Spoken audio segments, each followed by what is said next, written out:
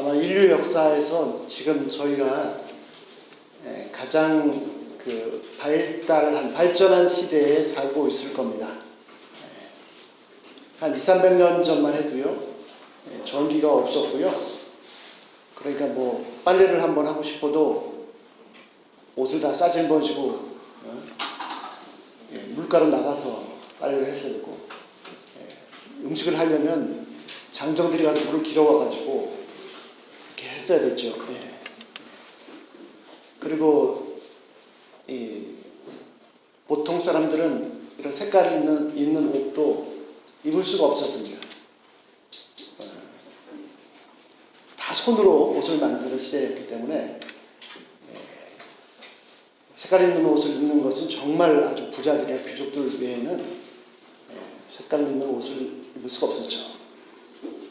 그런데 처음에 이제 증기기관차를 만들고 발명하고 그것으로 인해서 대량 생산의 시대가 생겼습니다. 옷도 막 공장에서 찍어내고, 또 전기가 들어오면서 세탁기가 돌아가고, 기계가 밥을 해주고, 틀면 물이 바로 나오고, 아마 인류 역사에서 이런 시대를 사는 사람들이 많지 않을 겁니다.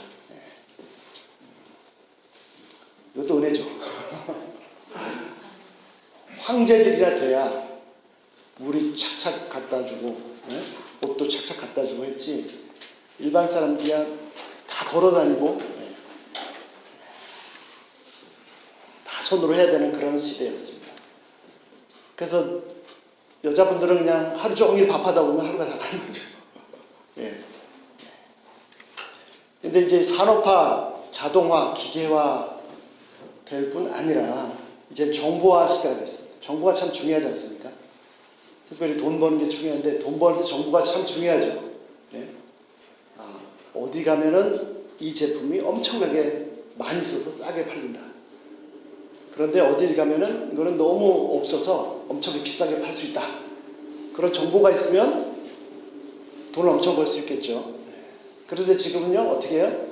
컴퓨터 앞에서 클릭하거나 핸드폰 누르면 내가 원하는 정보를 이제 얻을 수 있는 정보화 시대가 됐습니다. 정보화 시대가 아니라 이제는 인공지능 시대가 됐어요.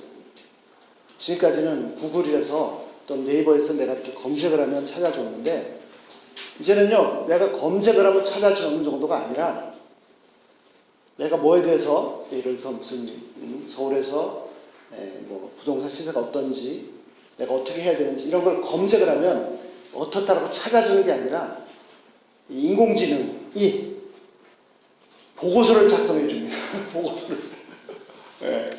GPT라고 들어보셨죠?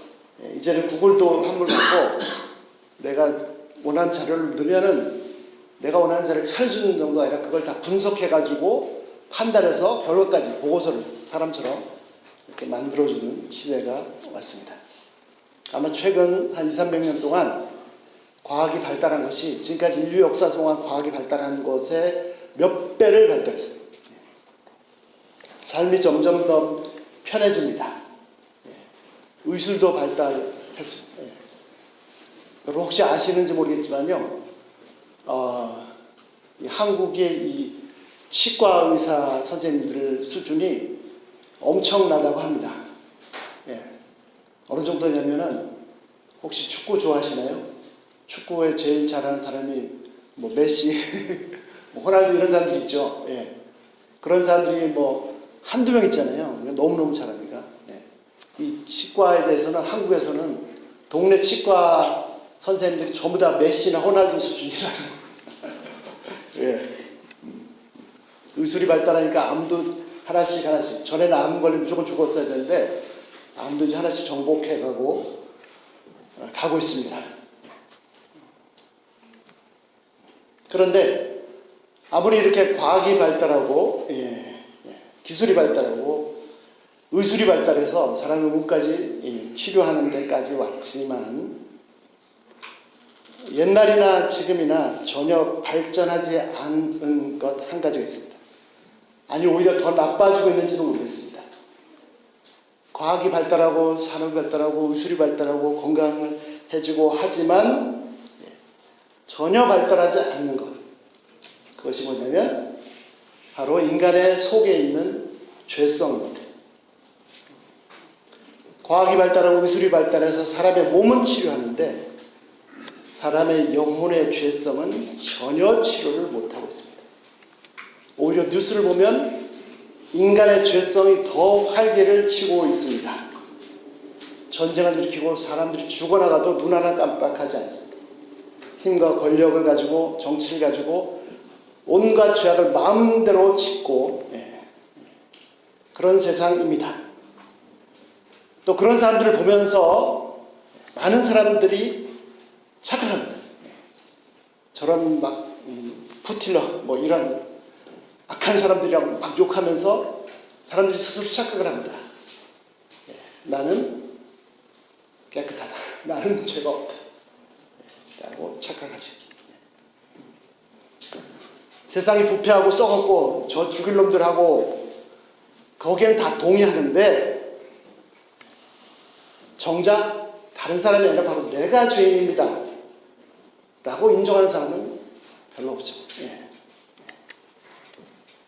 그러나 나의 기준은 하나님의 기준과 땅과 하늘만큼이나 다릅니다. 절대적으로 큰 차이점이 있는데 그것은 뭐냐면 사람들은요 서로 속을 들여다볼 수 없습니다. 그러니까 행동이나 볼 수 있죠. 기껏해야 뭐 말이나 표정 보고 눈짓 보고 조금 알 수 있을 뿐이지 사람들 서로 속은 못 들여다봅니다. 어쩌면 그게 또 다행인지 모르겠습니다.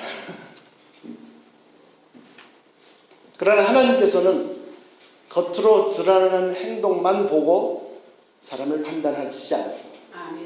그 사람들 속에 우리 속에 내 속에 있는 것까지 완벽하게 마치 맑은 거울 들여다보시듯이 다 아시고 계십니다. 그분 앞에서 내가 죄 없다 할 수 있는 사람이 한 사람도 없습니다. 위대한 종교개혁자 마르틴 루터의 말을 들어보겠습니다. 마르틴 루터가 로마서 주석을 썼습니다. 로마서 주석 내용도 중요하지만 그 서문에 기가 막힌 내용들이 있습니다. 자, 루터가 뭐라고 말했냐면요. 우리가 하나님의 법, 율법이라는 말을 생각할 때 절대로 인간의 관점을 생각하면 안 됩니다. 사람들은 어떻게 생각합니까? 하나님의 법을 생각할 때 이것은 해야 되고 저것은 하지 말아야 된다 라고 가르치십니다. 사람들은 그렇게 생각합니다. 사람들 이것이 율법에 대한 생각입니다. 행동으로 다 지키면 그 마음이 안 보이니까 속이 안 보이니까 마음이 따르지 않아도 지킨 것이다 라고 말합니다. 하지만 하나님은 그 행위뿐만 아니라 사람의 마음의 밑바닥에 있는 것에 따라서 판단하십니다. 하나님의 율법은요 외적인 행위에 만족하지 않고 내면의 깊은 속에 있는 동기까지를 바라보십니다. 그것을 요구하십니다. 마음의 가장 밑바닥에서부터 우러나는 것이 아닌 이상 그저 외적인 행동만을 그것은 하나님께서 보실 때는 외식하는 것이다. 거짓말이다. 라고 선고하십니다. 그리고 성경의 시편 116편 11절에 모든 사람이 다 거짓되다. 라고 선고했습니다. 아무도 마음 깊은 데로부터 하나님의 법을 지키고 지키지도 않고 그렇게 지킨 사람도 없고 또 그렇게 마음 깊은 데서부터 원해서 기뻐해서 지킬 수도 없기 때문입니다. 모든 사람은 자신의 속에 선한 것은 좋아하지 않고 악한 것을 기뻐한다는 것을 발견할 수밖에 없기 때문입니다. 만일 선한 것을 기뻐하지 않는다면 그래서 마음 깊은 데서부터 하나님의 법을 기뻐하지 않는다면 그것이 죄입니다. 그것이 하나님의 진노를 받아 마땅한 것입니다. 루터의 말입니다. 심지어는 겉으로는 아무리 많은 선행을 해야하고 사람들이 볼 때 참 고귀한 삶을 살고 있다라고 말할지라도 그 마음 속에서부터 하나님의 법을 기뻐하고 원해서 행하는 것이 아니라면 다 죄이고 하나님의 진노를 받아 마땅한 것입니다. 아멘. 계속해서 루터는 로마서 2장에 대한 설명을 합니다. 로마서 2장 1장 정에 하나님께서 바울이 모든 사람이 다 죄인이다라고 설명하고 있습니다. 거기에 대한 루터의 설명입니다. 외적으로 법을 지킨다고 해도 또는 행위로 또는 벌에 대한 두려움으로 또는 반대로 보상에 대한 그 애정으로 지킨다고 할지라도 이 모든 것을 자발적으로 기쁨으로 내면에서부터 행하지 않는다는 것이죠. 즉 근본 뿌리 속에는 하나님의 법을 사랑하는 마음이 없다는 것입니다. 억지로 마지못해 하는 행위입니다. 만약 율법이 없었다면 사람들은 다르게 행동했을 것입니다. 마틴 루터의 결국은 우리 마음속 깊은 데서부터 하나님의 법을 기뻐하지 않고 즐거워하지 않고 좋아하지 않다는 사실입니다. 마음속에는 탐심을 품고 있고 또 가능하다면 이것을 외적으로도 행동으로도 행할 것이면서도 기회만 봐서 그렇게 할 것이면서도 눈치를 봐서 못하는 것뿐이지. 그러면서도 만약에 내가 도둑질하지 말라, 이건 죄다라고 가르친다면 이것이 무슨 의미가 있습니까? 외적인 행위는 결국 거짓말, 외식하는 자일 뿐입니다. 다른 사람을 가르치면서도 나 자신을 가르치지 않는다는 것은 또 내가 무엇을 가르치지도 모르고 율법을 전혀 이해하지 못하고 있는 것입니다. 그래서 로마서의 결론이 뭐냐면 율법이 선한 것이지만 그래서 우리에게 무엇을 해야 된다는 옳다는 것을 알려주지만 근본적으로 마음 뿌리로부터 그것을 기뻐하고 즐거워하면서 행하는 것이 아닌 이상은 율법은 우리를 죄인으로 선고하고 죄만 더 드러나게 한다는 것이죠. 율법이 인간이 할 수 없는 것을 더 많이 요구하면 요구할수록 그래서 사람들은 점점 속으로는 이 법을 미워하게 됩니다. 자, 오늘 본문 로마서 7장 말씀 바울의 고뇌를 한번 살펴보겠습니다. 자, 14절입니다. 14절. 하나님의 율법은 신령합니다. 선합니다. 거룩합니다. 그러나 나는 육신적이어서 죄 아래 팔렸습니다. 하나님의 율법이 영적이라 신령하다는 것은 하나님의 율법의 요구가 선하지만 사람들이 생각하는 대로 겉으로만 행위로만 율법을 지키면 된다는 것이 아니라 영적이기 때문에 신령하기 때문에 그 율법의 요구가 겉만이 아니라 내 내면 마음 깊은 데서부터 그 율법의 요구가 지켜져야 된다는 것입니다. 그리고 이것은 하나님의 영이 우리를 지배할 때, 성령께서 지배할 때만 비로소 가능합니다. 우리가 하나님의 영, 성령의 지배 아래 자신을 드릴 때 마음속으로부터, 기쁨으로부터 하나님의 율법을 순종할 수 있습니다. 그러나 바울이 뭐라고 고백했습니까? 율법은 신령하지만 어떻게 해요? 나는 육신에 속해서 죄 아래 팔렸다라고 고백합니다. 육신으로는요, 외형으로는요, 율법을 지킬 수 있는 것처럼 말할 수 있으나 마음속에서는 오히려 하나님의 법을 거역하고 미워하고 있습니다. 육신에 속해서 죄 아래 팔렸다. 즉 죄가 지배하고 있습니다. 그래서 하나님의 율법이 선하고 그것을 지키고자 하지만 그런데 실제는 어떻게 됩니까? 내가 진짜로 정말 진심으로 하나님의 법을 다 준행하고자 지키고자 애쓰면 애쓸수록 내가 하나님의 법을 지키고자 노력하면 노력할수록 그 하나님의 법을 지키게 되는 것이 아니고 오히려 더더욱 하나님의 법을 거스리고 있는 자신을 발견하게 됩니다. 이것이 인간의 한계입니다. 이것이 실제 인류의 실존입니다. 실제 인류의 현재 상황입니다. 예를 들어서 한번 말씀드리겠습니다. 자, 10계명 중에 살인하지 말라는 계명이 있습니다. 사람들은요, 이 계명을 다 지켰죠. 다 지켰다고 말합니다. 그리고 살인한 적이 없다고 말합니다. 정말입니다.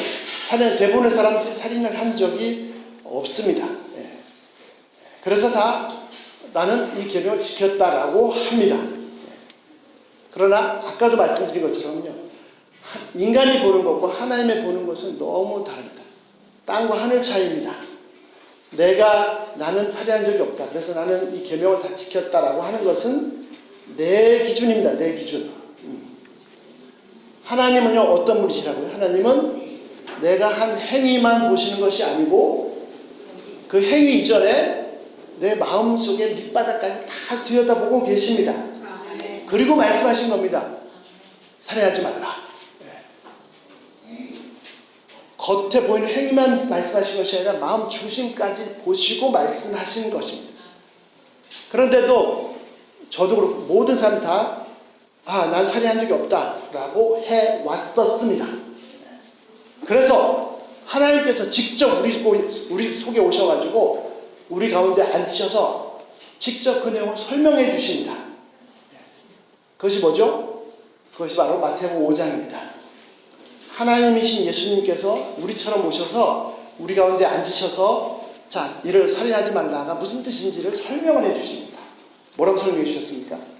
마태복음 5장 21절 옛사람이 말한 바 살인하지 말라 누구든지 살인하면 심판을 받게 되리라 했다는 것을 너희가 들었으나 22절 나는 너희에게 이르노니 형제에게 화를 내는 자마다 심판 형제에게 화를 내면요 살인한 겁니다. 그래서 어떻게 해요? 바로 수갑 채워서 경찰서에 재판을 받아야 되고 형제에게 나가라고 하는 자 욕을 하는 자는 요즘식으로 얘기하면 국회에 잡혀가서 국사범으로 처벌을 받아야 되고 미련한 놈이라고 하는 것은 예수님 뭐라고 말씀하셨죠? 지옥불에 들어가게 되리라 라고 하셨습니다. 살인하지 말라는 말씀을 우리는 겉으로 드러나는 행위로만 이해를 했습니다. 하나님은요 우리 속의 뿌리로부터 그 죄까지 다 말씀하신 것입니다.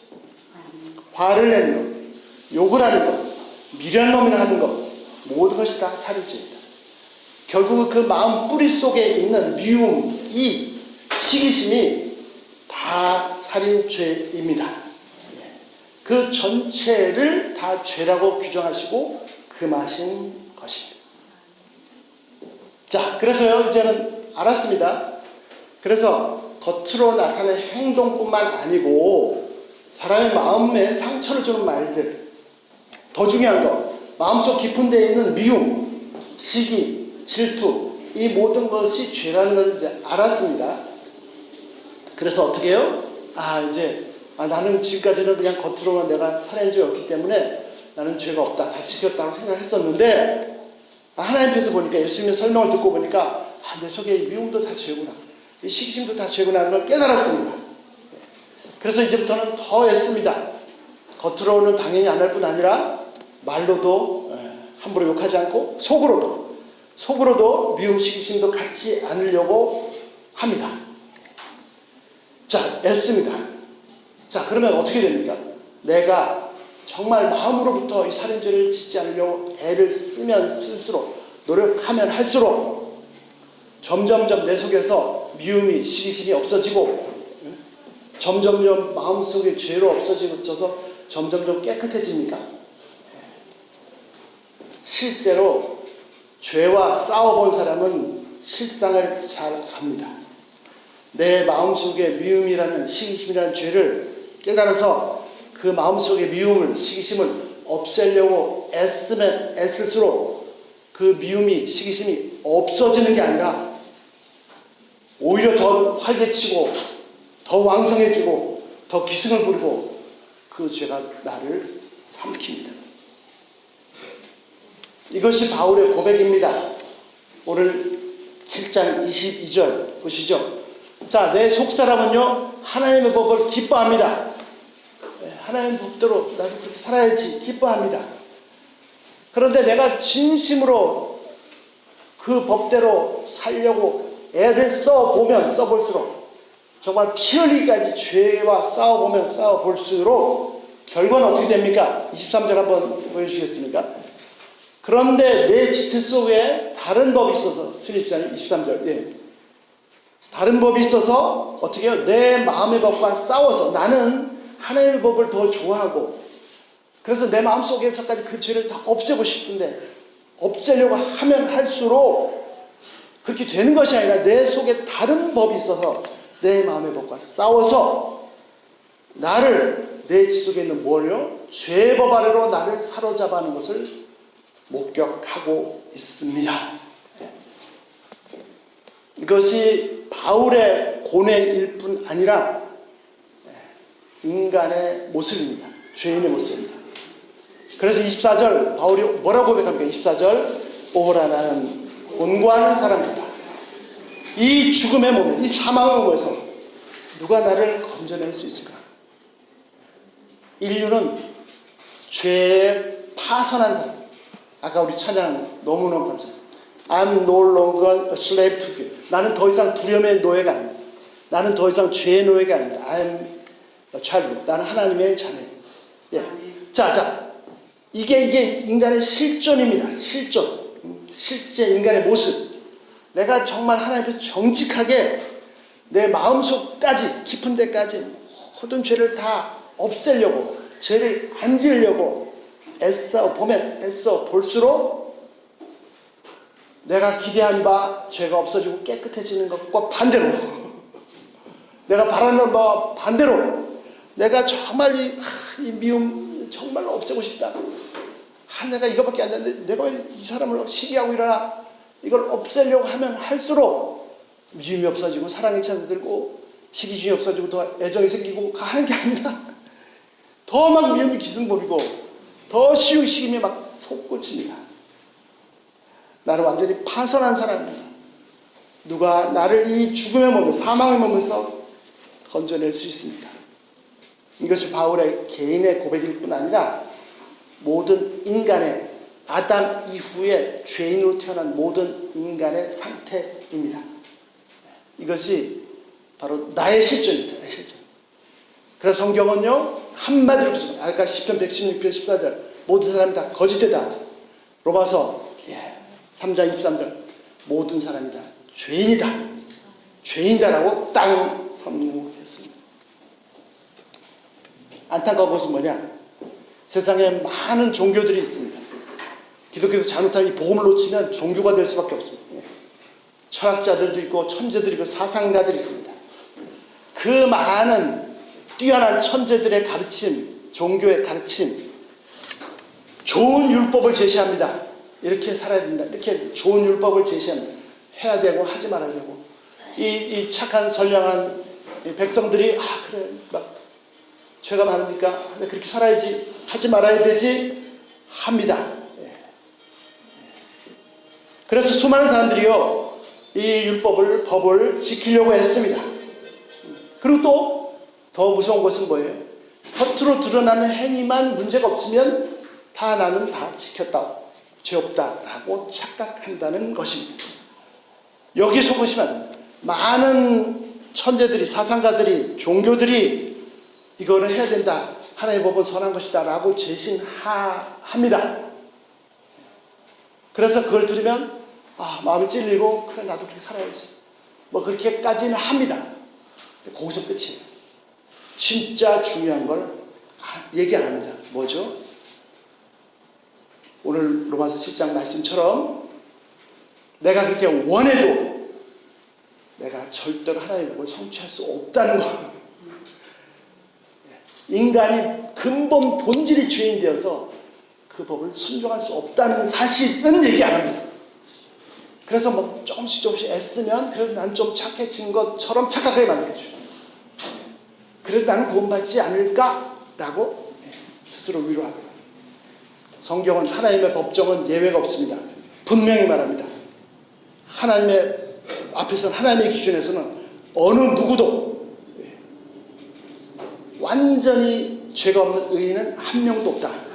마음속 깊은 데서부터 죄를 다 버리고 깨끗하게 의로운 자는 한 사람도 없다. 오히려 죄인이다라고 선고합니다. 무슨 말이죠? 내버려 두면 계속 죄가 끓고요. 단지 그가 겉으로 안 드러나서 안 드러나서 다행인 것뿐이죠. 예, 다행인지 불행인지 예. 로마 3장 23절 모든 사람이 예외 없이 예, 신이 우리에게 오신 하나님이신 예수님 외에는 모든 사람이 내가 보기에는 저 사람은 성자다 법없이 살 사람이다 할지라도 그거는 그냥 다 고만고만한 그 기준이고요. 하나님 기준에서는 다 한 사람 없이 죄인입니다. 오늘 바울의 고백처럼요. 나는 하나님의 법을 기뻐하지만 내 마음속에서는 내 속에서는 그 싸움이 있고 결국은 죄의 법 아래 팔려서 하나님의 법을 거스리고 있습니다. 인간 스스로요. 이 지배하고 있는 죄의 법에서 벗어날 수 없습니다. 이것이 현재 인간의 모습입니다. 더 무서운 건 뭐냐면요. 이 복음을 깨닫지 못하면 마음껏 죄 짓고 있으면서도 자기가 죄인 것을 몰라요. 자기가 스스로 선택해서 마음껏 죄 짓고 있습니다. 그러면서도 모릅니다. 복음을 알아야 비로소 이게 죄에 대한 갈등이 생기고 고민이 생깁니다. 자, 그래서 도저히 스스로를 구원할 수 없습니다. 오라 나는 곤고한 자라 이 완전히 파산한 자라 이 죽음의 몸에서 누가 나를 건져내랴. 이제 절대적으로 인간 바깥에서 인간 외부로부터의 도움이 필요합니다. 바깥에서부터의 구원의 손길이 필요합니다. 스스로 의를 행하고자 하면 할수록 오히려 죄가 더더욱 기승을 부리는 이 상태에서 인간은 스스로 절대로 구원할 수 없습니다.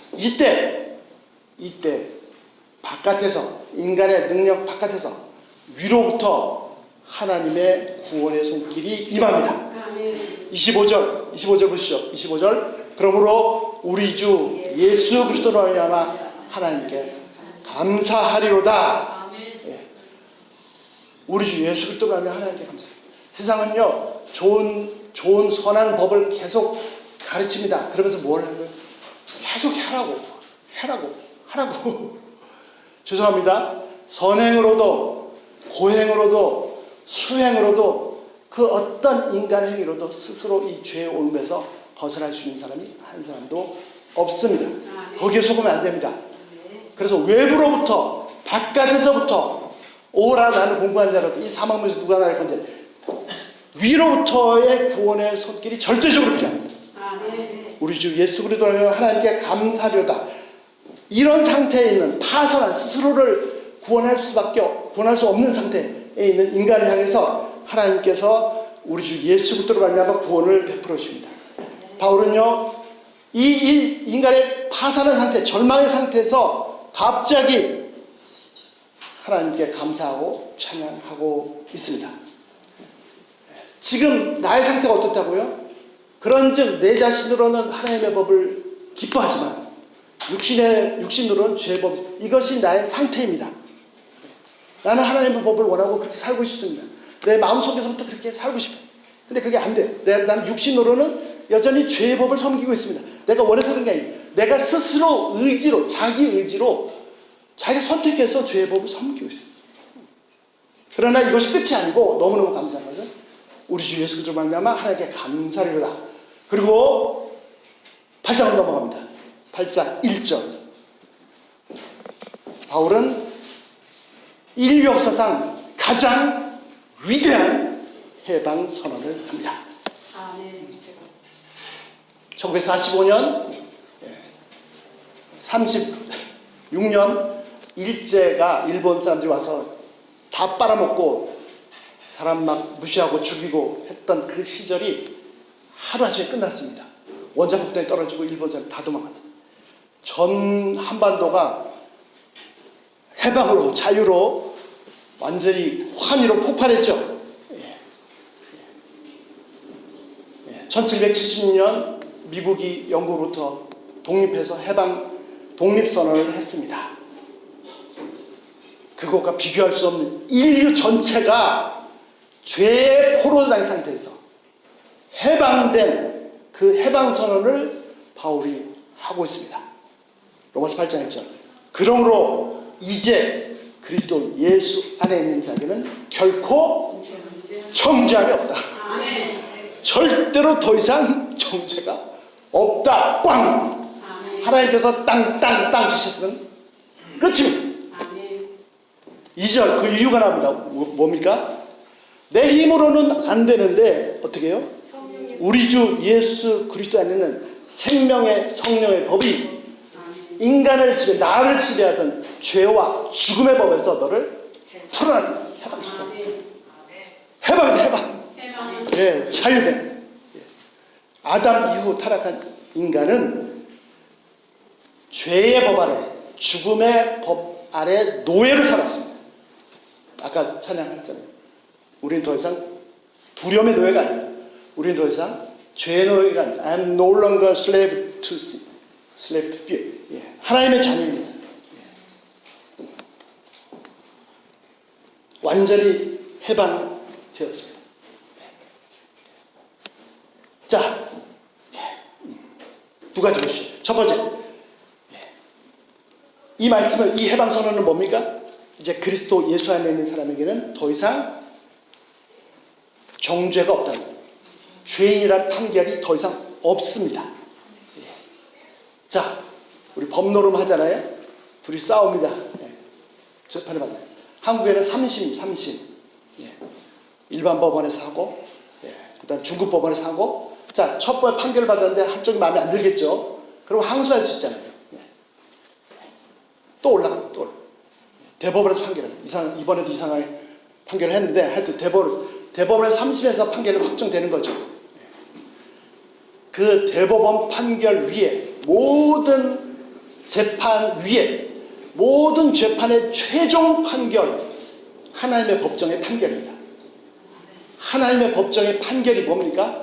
내가 그리스도 안에 있으면 무죄, 땅, 끝. 그 이상 없습니다. 예수님께서, 하나님께서 예수님으로 말미암아 하나님의 법정에 나를 무죄 3번 딱 치셨으면 끝납니다. 예. 나는 죄인임에도 불구하고, 나는 하나님의 법을 즐거워하지만 내 육신은 죄의 법 아래 팔린 이런 상태임에도 불구하고 하나님은 예수님 때문에 나를 완전한 의인이라고 이미 선고하셨습니다. 끝입니다.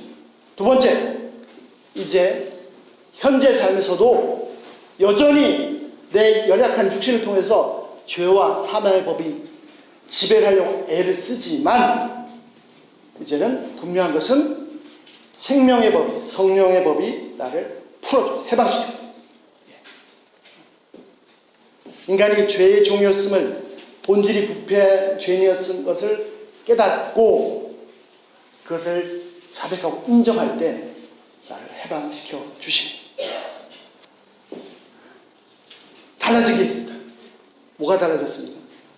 내가 과거에는 예수님을 나의 구세주로 영접하기 이전에는 나도 모르게 내가 스스로 내 의지로 선택을 해서 죄를 지었습니다. 그냥 가만히 내버려두면 내가 결정해서, 내가 선택해서 그냥 죄만 짓습니다. 그래서 루터가 말하기를 인간의 자유의지는 진정한 자유의지가 아니라 노예적 의지다라고 했습니다. 결론 보세요.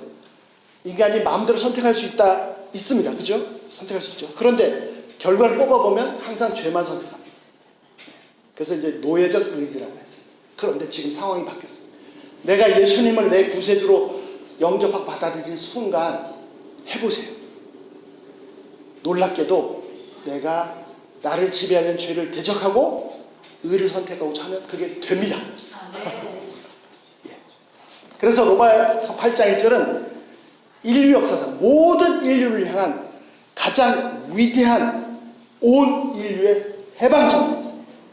예수 그리스도께서 오셔서 모든 인류의 죄를 그리고 죽음의 문제를 그 사슬에서 다 풀어주셨습니다. 아브라함 링컨 대통령의 흑인 노예 선언보다도 더 위대한 선언입니다. 하나님께서 모든 인류를 죄와 죽음에서 해방시키셨습니다. 예수님께서 십자가에서 나의 모든 죄값을 다 지불하고 죽으셔서 죄 문제를 해결하시고 죄의 족쇄를 풀어주시고 제3일에 다시 살아나심으로 인간을 지배하던, 인간의 왕노릇하던 그 사망의 문제를 해방시키셨습니다. 자, 내가 할 일이 세 가지가 있습니다. 첫 번째, 내 생각, 내 기준이 아니라 하나님의 판결을 의지해서 하나님 앞에서 나의 죄를 다 인정하고 회개하고 돌이켜서 하나님께 돌아가는 것입니다. 두 번째, 예수님의 십자가를 통해서 인간을, 나를 지배하고 있던 죄, 사탄은 여전히 참소하는 자입니다. 사탄의 이름 자체가 대적자이고 참소자입니다. 계속해서 하나님 법정에서 나를 참소합니다. 그래가지고 어떻게 하나님이 널 가만히 두시겠어? 계속 참소하거든요. 속지 마십시오. 예. 죽음이 위협한다고 해서 속지 마십시오. 예. 십자가에서 부활을 통해서 나를 완전히 해방시키셨다는 이 사실을 누리시기 바랍니다. 자, 세 번째는 이건 실질적입니다. 내가 예수 믿기 전에는 마음껏 죄 짓고 살았어요. 예수 믿은 다음에는요, 이제 현실에서 나는 완전히 신분이 바뀌어서 하나님의 자녀가 됐고 죄에서 해방된 존재가 되었지만, 그러나 예수님께서 다시 재림하시기 전까지 나는 아직도 이 세상에 속해서 육신을 입고 살고 있습니다. 그래서 죄가, 이 세상이 육신을 통해서 계속해서 나를 공격하고 여전히 나를 자기 종인으로 주장할 것입니다. 이때가 중요해요. 이때가 중요해요. 어떻게 됩니까? 과거처럼 여전히 죄가 육신을 통해서 틈탈 때, 죄가 나를 지배하려고 할 때 그것을 부인하시고, 그 사실이 아닙니까? 해방시키셨습니까? 부인하시고 죄를 대적하시고 물리치십시오. 실제로 그런 일이 있었습니다. 자, 아브라함 링컨 대통령이, 자, 미국이 세계 최강대국이고 미국 대통령은 세계에서 가장 힘센 사람이고, 대단한 사람들이지 않습니까? 200년 좀 넘는 미국 역사의 대통령들 중에서 지금도 미국 사람들이 가장 존경하는 사람이 대통령이 아브라함 링컨 대통령이에요. 근데 아브라함 링컨 대통령은요, 소학교도 제대로 못 나왔어요. 오바마 대통령은 천재죠, 천재. 법학 박사를 받을 뿐 아니라 법학 박사들을 지도하는 교수 출신입니다. 그 부부가 다. 근데 아브라함 링컨 대통령은 소학교도, 초등학교도 잘 못 나왔어요. 그런 대통령이 미국 역사상 가장 존경받는, 지금도 존경받는 대통령입니다. 그래서 책은 아예 없고 성경책을 읽고 싶은데 성경책도 없어서 어떻게 해요? 그 마을에 딱 성경책이 한 권 있었어요. 그 어린 아브라함 링컨 대통령이 그 성경책을 읽고 보시고서 빌려다가 정신없이 읽었습니다. 정신없이 읽었는데 그 집이 얼마나 가난했는지, 통나무로 지은 집이라서 하늘이 다 구멍 뚫어서 보이는데 정신없이 성경 읽는데 비가 와서 성경책이 다 젖었습니다. 어린 마음에 큰일 났다. 그래도 정직하게 돌려줬다. 이제 그런 일화가 있죠. 어떤 한국 목사님이 그 아브라함 링컨 기념관을 보고 싶어 해서 가는데 마음속에 간절히 바라는 걸 뭐냐면, 아브라함 링컨이 성경책을 읽던 그 오두막 집을 보고 싶은 겁니다. 근데 혹시 미국 사람들이, 무식한 미국 사람들이 그걸 다 없애버리고 크게 막 지어놨지 않았을까 걱정을 하면서 갔습니다. 제발 오두막 집 좀 보관해놔라. 너무 막 화려하게 막 대리석으로 엄청나게 짓지 말고. 딱 갔는데 보니까 오두막 집은 안 보이고 뭐 건물이 있는 겁니다. 이 무식한 미국 사람들 뭐 이딴 짓을 했어. 그 안에 들어가 봤더니 오두막 집을 보관해놨다. 아브라함 링컨이 흑인 노예들을 해방시켰습니다. 자, 법적으로요, 흑인들도 백인과 똑같은 자유인입니다. 그런데 이게 현실이 그게 잘 안 돼요. 분명히 법적으로 자유인이 되었습니다. 똑같이 되었거든요. 그런데 아주 못된 백인들 속이 안 좋죠. 아주 그때 못된 백인들은 지나가는 흑인을 향해서 욕하고 여전히 노예 취급합니다. 이 뭐라고 욕하면서 물 떠! 이렇게 욕을 하죠. 자, 이때 어떻게 됩니까? 이때 어떻게 되죠? 난 더 이상 노예가 아니다. 나도 당신과 똑같은 자유인이다라고 당당하게 주장하고 맞서야 되죠. 이때 분명히 신분이 노예가 아닌데도 불구하고 노예 취급한다고 해서 막 두려워하고 하면 진짜 노예입니다. 그러면 진짜 노예로 합니다. 그런데 실제로는요, 특별히 나이 먹은 흑인들이 평생을 노예로 살아와가지고 이게 몸에 배어서 분명히 법적으로 자유인인데도 불구하고 못된 백인들이 막 뭐라고 하면 노예처럼 했다고 합니다. 여러분, 사단이 똑같습니다. 우리는 예수님으로 말미암아 내가 죄에 노예된 상태, 스스로 나를 구원할 수 없는 상태에서 예수님으로 말미암아 죄값을 다, 목값을 다 지불하셔서 해방시켰습니다. 더 이상 죄가 나를 주장하지 못합니다. 그런데도 불구하고 평생 죄에 찔려 살아온 그 관성에 따라서 죄가 요구하면 나도 모르게 또 예하고 죄의 종으로 살 수 있습니다. 그렇다고 해서 내 신분이 바뀌는 게 아닙니다. 자, 흑인 노예가 해방이 돼서 법적으로 자유이 됐어요. 못된 백인이 막 조롱하고 놀릴 때 그럼 나도 모르게 막 노예로 한다고 그래도 그 사람은 법적으로 자유입니다. 그러면 기왕이면 당당하게 내가 자유를 주장해야죠. 이제는 더 이상 세 번째 중요한 것, 내 신분이 완전히 바뀌었기 때문에 죄의 종로를 탈 이유가 없습니다. 죄의 요구에 순종하지 말고 당당하게 맞서서 물리셔야 됩니다. 그리고 실제로 대적해보면 정말 성령의 능력으로 이 과거와 달리 죄들이 도망갑니다. 우리는 이제 세 번째 중요한 건 자유인으로 사셔야 됩니다. 분명하게 선포했습니다. 더 이상 정죄가 없다라고 하셨고 해방되었다라고 하셨습니다. 나는 자유인으로 누려야 됩니다. 하나님의 거룩하심처럼 너희도 거룩하라. 우리가 내가 이 하나님께서 이루신, 예수님께서 이루신 이 엄청난 구원이 어떤 것인가를 제대로 안다면 내가 나의 삶에 대한 의의 요구 기준이 달라집니다. 하나님의 거룩하심처럼 나도 거룩하라. 내가 나 자신에 대한 기준이 완전히 달라져, 차원이 달라져. 경건과 성결, 거룩을 추구하는 삶, 이 땅의 것이 아니라 하늘의 것, 위의 것을 추구하는 삶으로 바뀝니다. 혹시라도 이 자리에 아직 내가 예수 그리스도를 나의 구세주로 영접하시지 못한 분이 계시다면 다시 한번 하나님 앞에서, 이 말씀 앞에서 내가 얼마나 연약한 죄인인가를 깨달으시고